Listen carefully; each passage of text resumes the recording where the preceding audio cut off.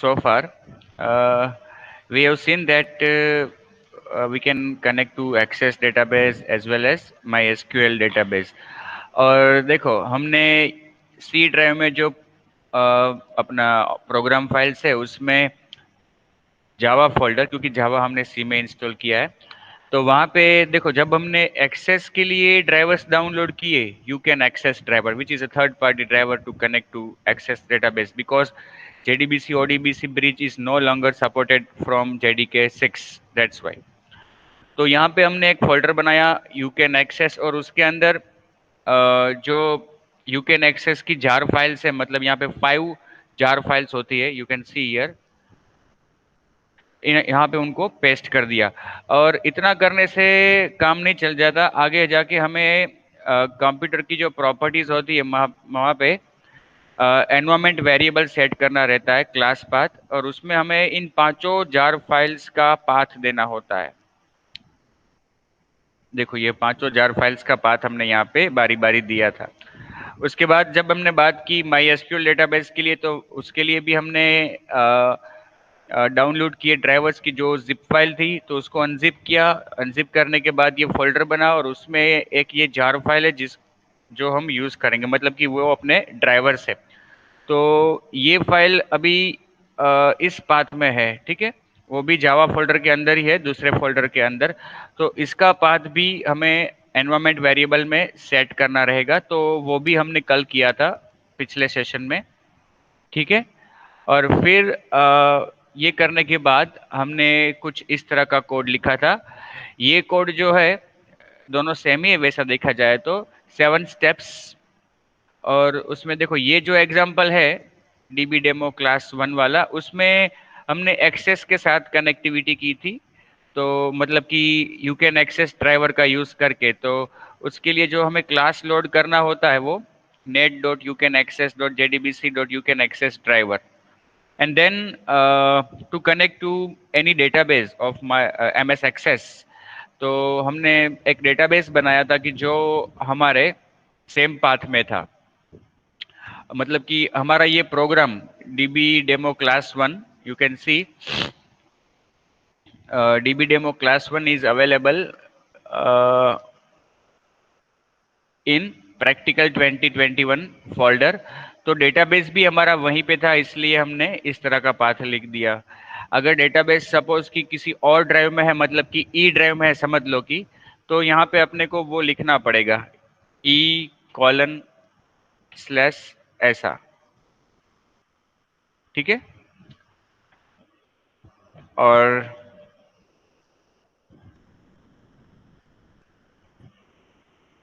फिर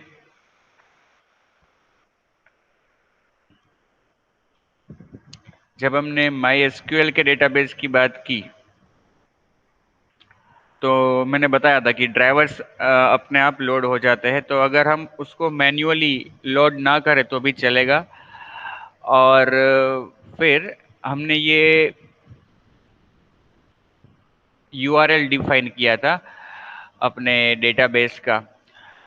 हमारा डेटाबेस की जो MySQL में है, तो वहाँ पे एक्चुअली हमने डेटाबेस बनाया नहीं था, ये टेस्ट नाम का डेटाबेस वहाँ पे डिफ़ॉल्ट होता है। तो उसके साथ हमने कनेक्शन इस्टेब्लिश किया था टेस्ट डेटाबेस के साथ। एक बार हम डेटाबेस के साथ इस तरह से कनेक्ट हो जाए, फिर उसके किसी भी टेबल से हम क्वेरी कर सकते हैं, ठीक है। अब ये देखो, ये कोड हमारा अपने को ये URL डिफाइन किया हमने, और कैसे उसको यूज किया, driver manager dot get connection, फिर URL मेंशन किया, root and password. Root is the user name and this is the password, okay.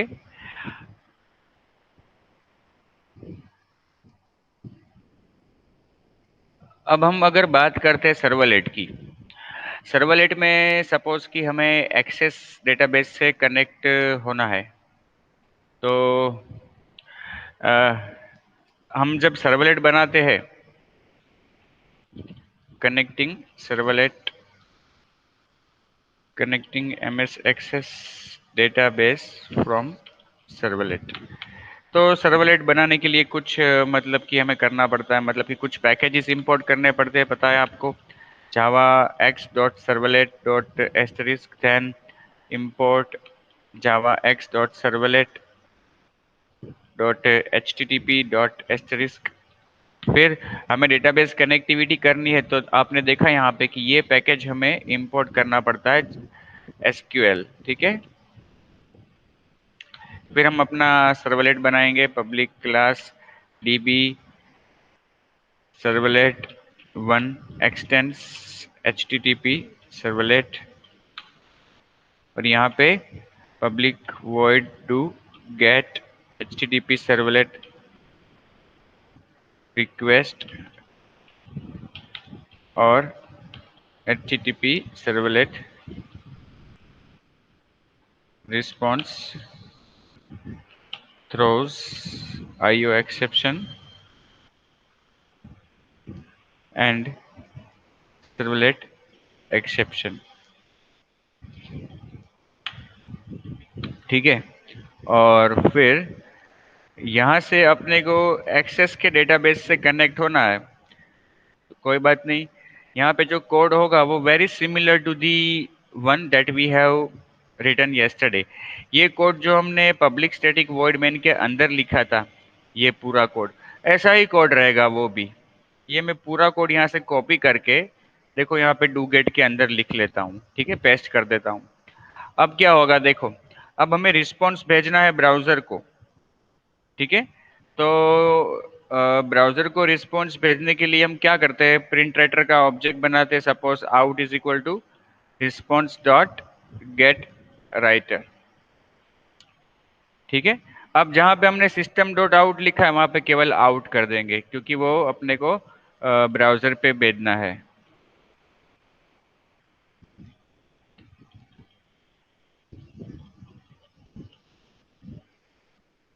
ठीक है। सी प्रिंट राइटर का ऑब्जेक्ट यहाँ पे रिट्रीव किया, response dot get writer out variable में store करवाया, class dot for name access के drivers load करवाए, आउट डॉट प्रिंट एलन और drivers loaded successfully, then URL define JDBC you can access njsmti dot access db, then connection is equal to driver manager dot get connection, then statement is equal to connection dot create statement, then using this statement object we can query, so we are executing a query which is select star from players, and finally to process the results we are displaying the columns of our table players, that is player id, name, team and match is played. So to display all the records we have written a while loop which executes till the last record is reached, and each time we are displaying a record whose columns are separated by a tab। Okay यहाँ पे gate integer, gate string और gate integer चारों columns को हम यहाँ पे display कर रहे हैं। So let us save this file db servlet 1 and Java source file. जो हमने पहले प्रोग्राम लिखा था एक्सेस से कनेक्टिविटी करने के लिए, पहले का प्रोग्राम, बस उसके अंदर जो ट्राई ब्लॉक वाला है कोड वही पूरा यहाँ पे लिख लिया, क्योंकि स्टेप्स तो वही रहते हैं। केवल वो पूरा कोड जो हमने वॉइड मेन में लिखा था वो यहाँ पे डू गेट में लिख लिया मैंने, और system dot out dot print L N की जगह पे ये प्रिंट राइटर का ऑब्जेक्ट जिसमें रिस्पॉन्स का रेफरेंस है वो यूज़ किया है, जिससे प्रिंट कहाँ पे होगा, ब्राउज़र पे। अब इसको सेव कर लिया है तो हम इसको अभी compile.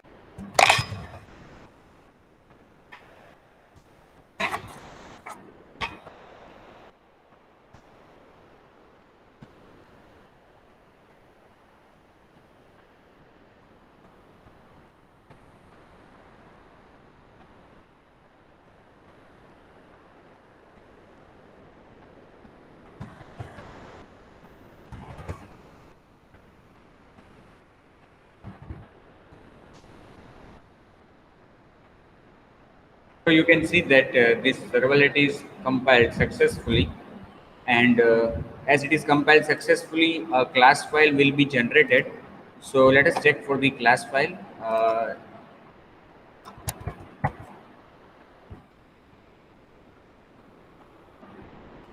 Yeah, it is db servlet1.class. I will copy this class file and put inside C drive, program files, Apache Software Foundation, Tomcat 7, web apps.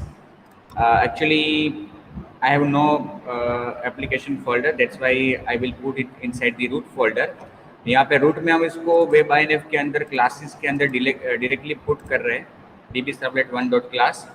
और अब हमें ये web.xml में जाके अपनी सर्वलेट के लिए 8 लाइन्स यहाँ पे जो हम लिखते हैं वो लिखनी पड़ेगी। Okay, so servlet, then servlet whatever name you can give. We haven't any package, that's why we will directly write the name of the servlet class, db servlet 1, again the name of the servlet, and the URL will be db demo. Okay, URL of the servlet will be db demo. Now see what we have done. We have just performed the connectivity, and means we have loaded the drivers, and we have established the connection, and finally we have displayed records from a particular table, that is players. Okay, so let us start the server Tomcat.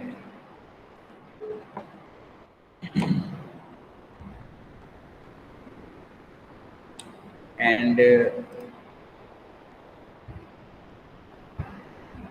let us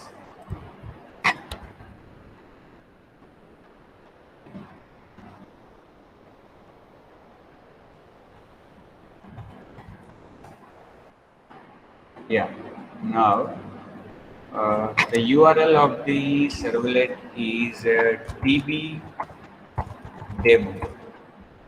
Now see, it is giving error that the drivers are not found. Okay, remember ये बात आप याद रखना, हम अभी servlet से database connectivity कर रहे हैं। अभी हम एक्सेस का प्रोग्राम कर रहे हैं, एक्सेस से कनेक्टिविटी का, फिर हम JDBC का MySQL का भी करेंगे। लेकिन ये वही कंप्यूटर है, ये वही पीसी है जिसमें हमने कल एक्सेस के साथ कनेक्टिविटी अपने जावा प्रोग्राम के साथ की थी और ड्राइवर्स मिल गए थे। ड्राइवर्स को हमने C ड्राइव में सेव किया था जावा फोल्डर के अंदर, और ड्राइवर्स मतलब कि यू कैन एक्सेस ड्राइवर की बात करें तो 5 जार फाइल्स थी जिनका पाथ हमने सेट कर दिया है। ओके, तो मिल जाना चाहिए, लेकिन यहाँ पे वो ड्राइवर्स नहीं मिल रहे, एरर आ रही है सर्वलेट से। तो इसका कारण क्या है कि देखो, जब हमने जावा की सिंपल एप्लीकेशन ये बनाई db demo class 1, ओके, तो ये एप्लीकेशन डेस्कटॉप एप्लीकेशन है कि जो डेस्कटॉप पीसी में रन होगी, मतलब कि वो विंडोज के सानिध्य में रन होगी। और इस एप्लीकेशन को रन होने के लिए जिन क्लासेस की आवश्यकता है, मतलब कि ड्राइवर्स की, उन्हें ढूंढा जाएगा सेम पाथ में, और सेम पाथ में अगर नहीं मिलता तो कहाँ पे ढूंढा जाएगा? उनको ढूंढा जाएगा क्लास पाथ में जितने पाथ्स लिखे वहां पे। लेकिन जब हम ये सर्वलेट रन करते हैं ना फ्रेंड्स, तो सर्वलेट तो नो डाउट अभी विंडोज में रन हो रही है, लेकिन वो सर्वर पे हमने डिप्लॉय की है, सर्वर पे। और सर्वर पे जो सॉफ्टवेयर है ना अपना, ये सर्वर मतलब कि टॉमकैट, अपाचे टॉमकैट, वो उसको रन कर रहा है। तो अपाचे टॉमकैट क्या करेगा, ये सर्वलेट का क्लास जहाँ पे अपना है वहां पे ड्राइवर्स को ढूंढेगा, नहीं मिलेगा तो वो अपनी लाइब्रेरी में ढूंढेगा।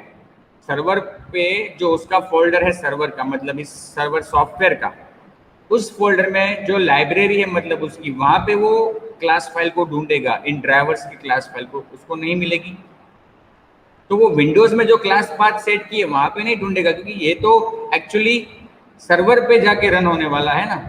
ये जो प्रोग्राम हमने बनाया ये डेस्कटॉप पे तो रन नहीं होने वाला, वो तो सर्वर पे रन होगा। तो सर्वर पे मतलब कि third PC, third party PC, we can say that, ना ही डेवलपर का पीसी ना ही क्लाइंट का पीसी। तो वहाँ पे लोकल सिस्टम में कहीं पे ड्राइवर्स नहीं ढूंढे जाएंगे। वहाँ पे तो जिन जिन चीज़ों की आवश्यकता है, जब आप वेब एप्लीकेशन बनाते हो तो जिन चीज़ों की आवश्यकता है, मतलब कि जिन रिसोर्सेज को आपने अपनी एप्लीकेशन में यूज़ किए हैं, उनको आपको अपनी एप्लीकेशन के साथ सर्वर पे डिप्लॉय करके रखना होगा, उसके आजू बाजू मिल जाए उस तरह से। क्योंकि आपकी एप्लीकेशन का एक फोल्डर होगा सर्वर में, जो कुछ भी आपने लिखा है, जो कुछ भी यूज किया है, वो उसी फोल्डर में देखा जाएगा। अगर वहां पे नहीं मिलता तो किसी और जगह पे, किसी और एप्लीकेशन के फोल्डर में, या तो सर्वर की लोकल ड्राइव्स में उसे नहीं ढूंढा जाएगा, कि सर्वर केवल एप्लीकेशन के फोल्डर में ही वो ढूंढता है। तो अभी क्या है कि हमने जो जार फाइल्स रखी है वो हमने कहाँ पे रखी है, अपने सी ड्राइव में रखी है। सी ड्राइव में जावा के अंदर यू कैन सी, ये यू कैन एक्सेस ड्राइवर्स। तो इनको मुझे, ये जो 5 जार फाइल्स है ना, इनको मुझे कॉपी करके एक्चुअली कहाँ पे रखना चाहिए, अपने अपाचे सॉफ्टवेयर फाउंडेशन टॉमकेट 7.0 उसमें जो लिब फोल्डर है ना, लाइब्रेरी फोल्डर, वहाँ पे मुझे इन 5 जार फाइल्स को रखना चाहिए। और फिर यहाँ पे रखने के बाद पाथ सेट करने की आवश्यकता नहीं है, क्योंकि हमने अभी देखा ना आउटपुट में, पाथ वेरिएबल को तो वो देखता ही नहीं। अगर पाथ वेरिएबल को उसने देखा होता तो ये फाइल्स उसे मिल जाती, लेकिन क्लास पाथ वेरिएबल को उसने देखा ही नहीं। इसका मतलब कि क्लास पाथ वेरिएबल का जब हम सर्वलेट को रन करते हैं सर्वर से, तो उसका कुछ उपयोग नहीं है। केवल कंपाइलेशन के वक्त जो चीज़ चाहिए वो अपने को पाथ में रख देनी है। देखो, जब हमने जावा, ये एडवांस जावा इंस्टॉल किया, तो हमने कुछ फाइल्स के पाथ सेट किए थे, सर्वलेट API.jar। वो इसलिए क्योंकि वो कंपाइल करने के वक्त चाहिए। अब ये जो जार फाइल्स है ना, वो कंपाइल करने के वक्त नहीं चाहिए। देखो, कंपाइलेशन के टाइम कोई भी एरर नहीं आई, ये रन टाइम एरर आई। देखो, अब मैं इसको रन करता हूँ अपने सर्वलेट को दोबारा। अगेन ये एरर दे रहा है, इसलिए क्योंकि वहाँ पे जो क्लास रखे हमने, फिर सर्वर को हमने रिस्टार्ट नहीं किया। तो सर्वर को एक बार स्टॉप करके अगेन स्टार्ट करते हैं।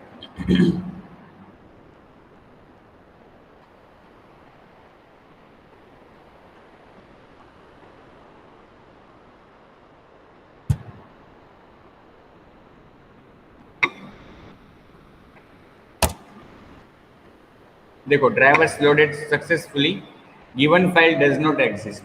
अब देखो, यहाँ पे ड्राइवर तो मिल गए उसको, ये इसका मतलब कि लाइब्रेरी में अपने को ये जार फाइल्स रखी है हमने, वो बराबर है और मिल गए उसको। तो दूसरी बात यहाँ पे हम ये भी कर सकते हैं कि भाई, तो इसका मतलब ये हुआ कि अगर हम सर्वलेट से डेटाबेस कनेक्टिविटी कर रहे हैं, तो अगर हम एनवायरमेंट वेरिएबल्स में ये जो हमने क्लास पाथ सेट किए हैं ना, वो अगर मतलब कि जो 5 यू कैन एक्सेस की जो 5 जार फाइल्स थी, उनके बाद अगर हम यहाँ पे नहीं लिखते तो भी चलेगा, जब सर्वलेट से डेटाबेस कनेक्टिविटी करनी है तब। लेकिन डेस्कटॉप एप्लीकेशन बनाते हैं जावा की, public static void main method वाली, और उसमें से डेटाबेस कनेक्टिविटी करनी है, तो ये पाथ सेट करना आवश्यक है। अगर यहाँ से अभी हम इन पाथ्स को निकाल भी देना, तो सर्वलेट से कनेक्टिविटी तो हो जाएगी। ड्राइवर्स तो क्योंकि वहाँ पे लाइब्रेरी में फोल्डर में है, लिब फोल्डर में, तो ये पाथ का वहाँ पे कोई मतलब कि कोई इफेक्ट ही नहीं होती वहाँ पे। ठीक है, तो अगर हम ये जो पाथ सेट किए हैं यू कैन एक्सेस के, वो यहाँ पे ना भी करें तो चलेगा। लेकिन कौन से केस में, सर्वलेट से जब हम कनेक्टिविटी कर रहे हैं तब। नॉर्मल जावा की एप्लीकेशन बना रहे हो, डेस्कटॉप एप्लीकेशन, तो उसकी ज़रूरत पड़ेगी। अब अभी जो प्रॉब्लम आ रहा है वो क्या आ रहा है कि भाई डेटाबेस उसको नहीं मिल रहा है। देखो, njs_mti.accessdb ACCDB, तो ये जो हमने यहाँ पे अपनी सर्वलेट में लिखा है कि भाई हम कनेक्टिविटी कर रहे हैं यू कैन एक्सेस के जरिए njs_mti.accddb, अब ये अपना जो डेटाबेस का फोल्डर है ना, वो तो कहाँ पे है, डेटाबेस की फाइल जो है अपनी, वो एक्चुअली वो कहाँ पे रखी है हमने।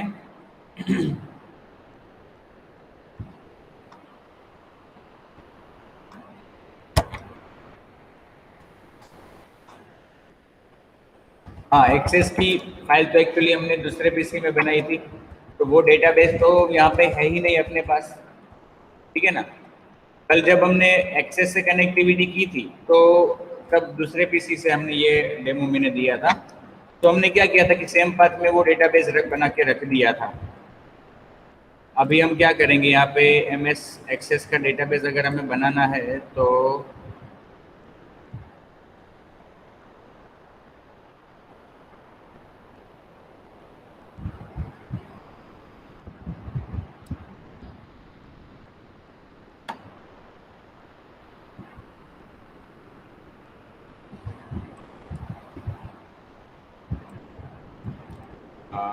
ओपन रिसेंट तो नहीं करना है अपने को, न्यू डेटाबेस कहाँ पे बनाना है अभी अपने को, जैसा कि हमने पहले एग्जांपल में किया था एक्सेस से कनेक्टिविटी के वक्त, कि हमने अपने प्रोग्राम्स जहाँ पे लिखे ना वहाँ पे हमने डेटाबेस को रखा था। देखो ये सेम 2021 JWT 2021 प्रैक्टिकल 2021, यहाँ पे हम NJS MTI नाम का अपना डेटाबेस ओके उसको क्रिएट कर दिया।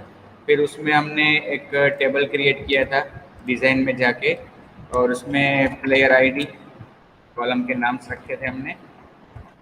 कैसे नाम रखे थे, प्लेयर आईडी की जो नंबर था, फिर प्लेयर नेम की जो टेक्स्ट था, फिर player team text and player matches, वो क्या था, न्यूमेरिक था।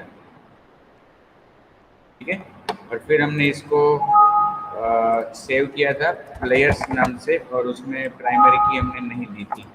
फिर हमने कुछ रिकॉर्ड्स उसमें इंसर्ट किए थे।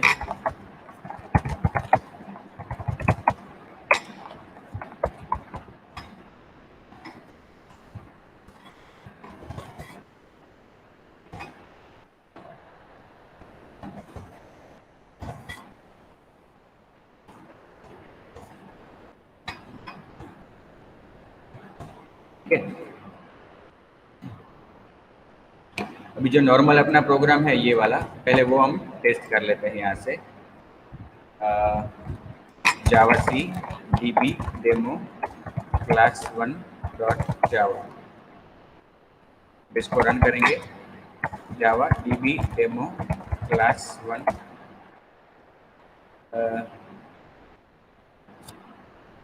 अच्छा, डेटाबेस हमने ओपन करके रखा है, इसको क्लोज कर देते हैं। फिर अगेन रन करेंगे, ड्राइवर्स लोडेड सक्सेसफुली, और ये अपने रिकॉर्ड्स मिल गए। ठीक है, मतलब कि डेटाबेस से कनेक्टिविटी हो गई। ये सिंपल मतलब कि स्टैंडर्ड जावा एप्लीकेशन।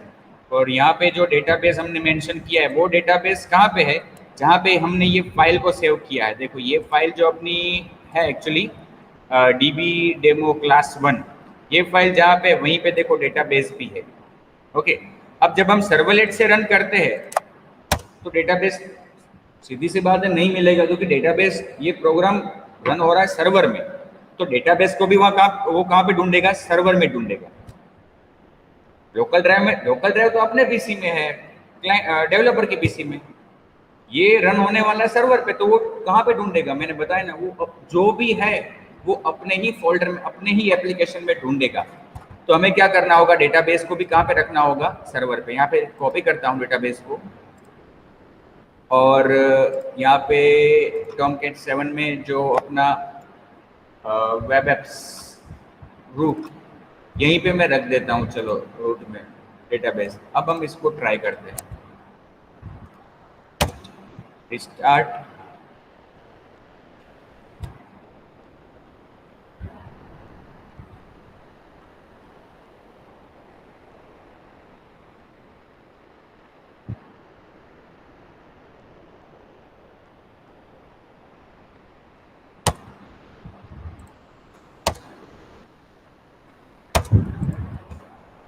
जैसे base file does not exist. देखो यहाँ पे हमने अपने कोड में डेटाबेस मेंशन किया है njsmti.accdb इन अवर सर्वलेट। जब हमने स्टैंडर्ड जावा एप्लीकेशन बनाई थी तो तब भी हमने यही चीज़ की थी। You can see here the URL was written very similarly and there was no problem.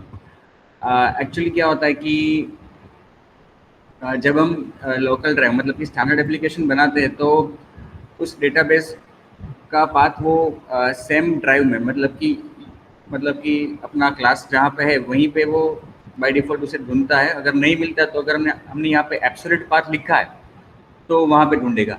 लेकिन जब हम सर्वर से अ, ये डेटाबेस को मेंशन कर रहे हैं तो इस डेटाबेस को वो कहाँ पे ढूँढेगा? इसका एक्चुअल पाथ उसको चाहिए। तो देखो, जब हमारी ये सर्वलेट सर्वर पे रन होगी रियल सर्वर पे, तो इसका एक्चुअल पाथ तो हमें नहीं पता होगा, क्योंकि हम जब डिप्लॉय करेंगे तो सर्वर पे कौन सी जगह पे कौन सी ड्राइव में अपना फोल्डर अपनी एप्लीकेशन का फोल्डर रखा है सर्वर एडमिनिस्ट्रेटर ने, वो तो हम नहीं बता सकते। तो उसका एक्चुअल पाथ क्या होगा वो भी हम नहीं बता पाएंगे एग्जैक्टली। तो उसका एक्चुअल पाथ हमें अगर चाहिए तो हमें यहाँ पे, जैसा हमने किया था स्टैटिक इमेज के वक्त जब हमने कंटेंट डिस्पोजिशन रिस्पॉन्स हेडर का डिस्कशन किया था प्रैक्टिकली, तब हमने देखा था कि स्टैटिक इमेज को डिस्प्ले करने के लिए हमें उसका रियल पाथ वहाँ पे मेंशन करना होता है। देखो, अभी जो हमारा डेटाबेस है ना वो हमने कहाँ पे रखा है, रूट फोल्डर में रखा है NJSMTI, फिर भी उसे मिल नहीं रहा है। ठीक है, तो पहले हमने इमेज के लिए भी ऐसा किया हुआ है। तो यहाँ पे हमें क्या करना होगा, अपने कोड में एक चीज़ यहाँ पे उसका रियल पाथ एक्सेस करने के लिए यहाँ पे कॉन्केट करना होगा गेट सर्वलेट कंटेक्स्ट। ये मेथड जो है गेट सर्वलेट कंटेक्स्ट, वो अपने को सर्वलेट कंटेक्स्ट का ऑब्जेक्ट देगी, उसके द्वारा अपने को कॉल करना है गेट रियल पाथ। ठीक है, और वहाँ पे किसका रियल पाथ चाहिए अपने को वो मेंशन करना है। देखो इस तरह से गेट सर्वलेट कंटेक्स्ट, यहाँ पे ऑब्जेक्ट रिटर्न होगा, उसके जरिए मेथड कॉल होगी गेट रियल पाथ। किसका रियल पाथ चाहिए, NJSMTI.SECDB। तो ये फोल्डर जो अपने रूट में है अभी, उसका जो एक्चुअल पाथ की एप्लीकेशन उसे एक्सेस कर पाए वो पाथ यहाँ पे अटैच हो जाएगा, मतलब कि अपेंड हो जाएगा बात। ठीक है, ये हमें करना पड़ेगा यहाँ पे जब हम एक्सेस का डेटाबेस की जो हमने सेम सर्वर पे रखा है उसे एक्सेस करने के लिए। चलिए इसको कंपाइल करते हैं, हमने चेंज किया है तो dbservlet1.java देखो सक्सेसफुली कंपाइल हो गया। अब हम क्या करेंगे, जो क्लास फाइल बनी है उसको कॉपी करके अपने वेब INF में क्लासेस में पेस्ट कर देंगे। ठीक है, और सर्वर को रिस्टार्ट करेंगे।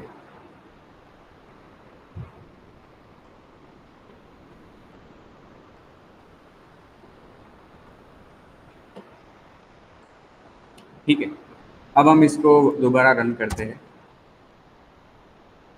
तो देखो अभी डेटाबेस भी मिल गया और टेबल से डेटा भी फेच होकर आ गए। ठीक है ना, तो ये चीज़ आपको ध्यान में रखनी है कि जब हम लोकल मतलब कि लोकल डेटाबेस एक्सेस कर रहे हैं, मतलब कि जो अपने सेम सर्वर पे सेम अपनी एप्लीकेशन के फोल्डर में कहीं पे, जैसे कि एक्सेस का डेटाबेस, तो हमें ये करना होगा gate servlet context dot get real path. ठीक है, तो ये था सर्वलेट से एक्सेस के डेटाबेस को, connecting access database from servlet. ठीक है, अब हम सपोज कि माई एसक्यूएल का डेटाबेस कि जो हमने पिछले सेशन में कनेक्ट किया था अपनी स्टैंडर्ड जावा एप्लीकेशन से, वो अब हम यहाँ से सर्वलेट से कनेक्ट करेंगे। ठीक है, माई एसक्यूएल क्लास का नाम देते हैं हम dbservlet2। अब हमें चेंज कहाँ पे करना होगा, पहली चीज़ जो हमें चेंज करनी होगी वो होगा ये ड्राइवर। ठीक है ना, ये ड्राइवर जो है वो हमें चेंज करना होगा। देखो ये अपना पिछला जो प्रोग्राम है ना जो हमने प्रीवियस सेशन में किया था, वहाँ से मैं ये URL पूरा कॉपी कर पहले ये ड्राइवर वाला हम कॉपी कर लेते हैं, लेकिन आपको पता है मैंने कहा था कि ड्राइवर ये लोड करना आवश्यक नहीं है, वो JVM में अपने आप लोड हो जाते हैं, लेकिन फिर भी हम मैन्युअली यहाँ पे उसको MySQL के ड्राइवर्स को लोड कर रहे हैं। फिर जो दूसरी चीज़ है वो है URL हमें ये मेंशन करना है। अब देखो, अब जो हमारा डेटाबेस है ना वो किसी और सर्वर पे है ना, तो URL हमें इस तरह से लिखना होगा। तो यहाँ पे हम URL लिखेंगे, ये पूरा निकाल देंगे, हाँ ये वाला इसमें ये यूआरएल बता रहा है कि भाई ये होस्ट पे ये डेटाबेस है, और अब कनेक्शन करने के लिए हमें वो यूज़र नेम और पासवर्ड भी देने होंगे। पासवर्ड एम्प्टी है और यूज़र नेम क्या है, रूट है। और इस प्रोग्राम का नाम मैं देता हूँ इस फाइल का db servlet 2 जावा, ठीक है। db servlet 2 डॉट जावा रह गया है, db servlet 2 डॉट जावा, ठीक है। देखो यही चीज़ हमने जब स्टैंडर्ड एप्लीकेशन से कनेक्ट किया था MySQL के साथ, तो हमने यहाँ पे किया था। देखो यूआरएल में रूट और एम्प्टी पासवर्ड पास किया था, तो यही हम अपनी सर्वलेट से कर रहे हैं अभी, ठीक है। इस सर्वलेट का नाम हमने रखा है db servlet 2। अब क्या होगा कि हम इसको कंपाइल करेंगे पहले तो db servlet 2, लेकिन ये जैसे कि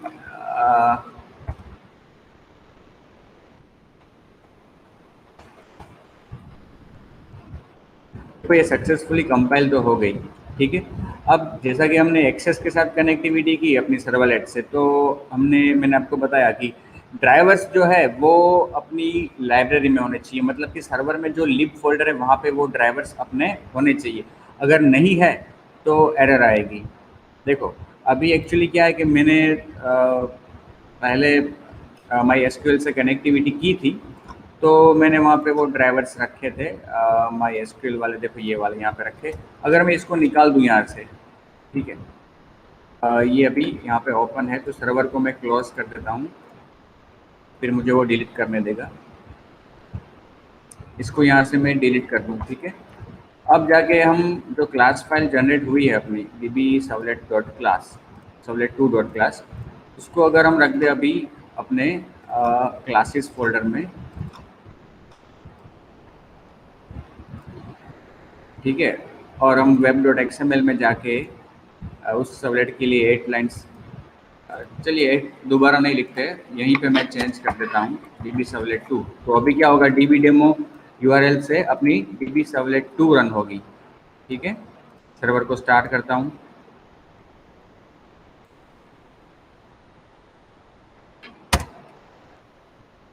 देखो क्या हुआ, ड्राइवर नहीं मिला। MySQL का जो ड्राइवर है JDBC ड्राइवर, वो उसको नहीं मिला। तो मैंने बताया आपको कि ड्राइवर हमें लिब में रखने होंगे। तो अभी जहाँ पे मैंने ड्राइवर रखे, जैसे कि हमने जब MySQL से कनेक्टिविटी की थी, तो सी ड्राइव में जावा फोल्डर के प्रोग्राम फाइल्स के अंदर जावा फोल्डर में रखा था। यहाँ पे ये जार फाइल होती है जो हमें कॉपी करके सर्वर पे कहाँ पे पेस्ट करनी है, लिब फोल्डर के अंदर, ठीक है। इसको रखने के बाद again you need to stop the server and restart it.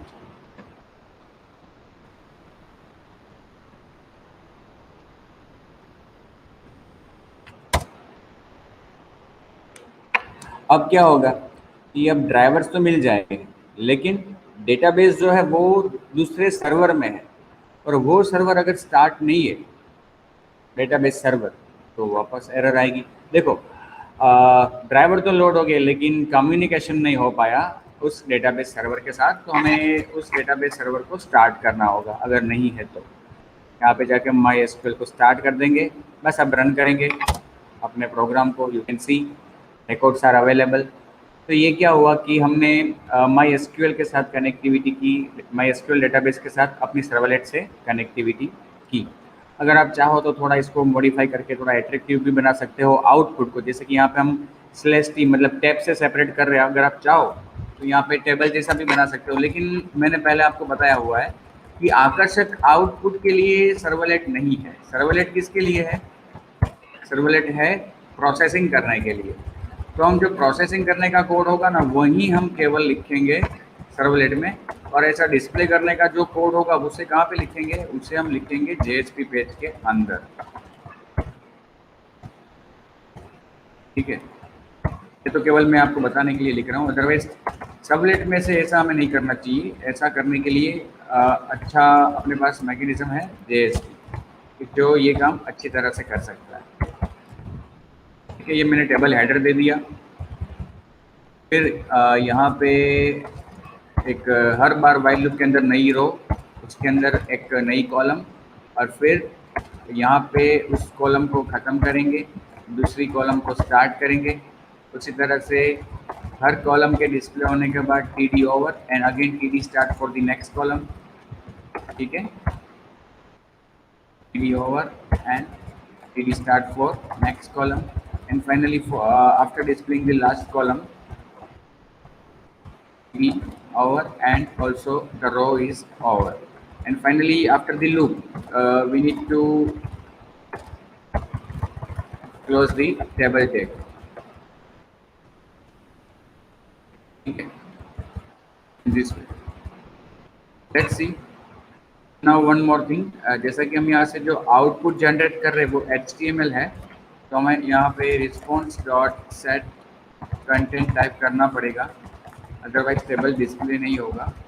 Set content type text/html. Okay. Now let us compile the code again. Okay, it is compiled successfully. So let us put the servlet in our uh,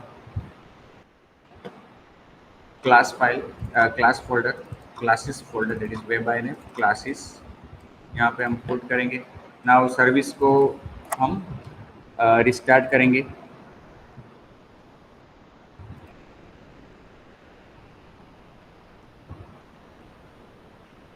ठीक है, now let's try.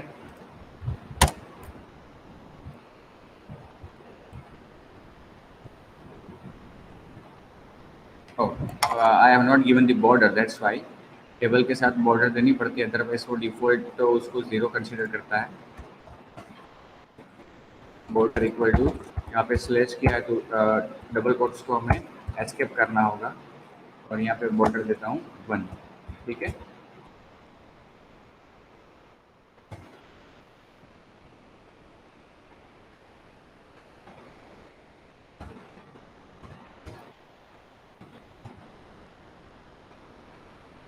Compile करते हैं इसको, और compile होने के बाद again copy करके क्लासेस में रखेंगे। Again restart the server.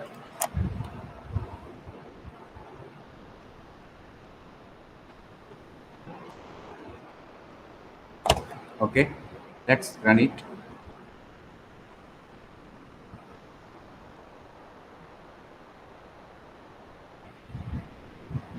Yeah, you can see the records of the table are displayed in a table. The record of the database table are displayed in HTML table. But for such things, JSP is far better than servlet. हम यहाँ पे जब servlet से लिखते हैं तो हमें ऐसा डबल कोट्स के अंदर मतलब कि एन को एम्बेड करना पड़ता है अपने HTML के कोड को, जिसमें चांसेस रहते हैं गलती होने के। तो JSP में तो हम डायरेक्टली लिख सकते हैं HTML का कोड, तो वो बेहतर रहता है। ठीक है, तो ये था किस तरह से MS एक्सेस के डेटाबेस को अपने सर्वलेट से कनेक्ट करना, और MySQL के डेटाबेस को अपने सर्वलेट से कैसे कनेक्ट करना, और किसी टेबल के रिकॉर्ड्स को फेच करना। So friends, I will stop here. Okay.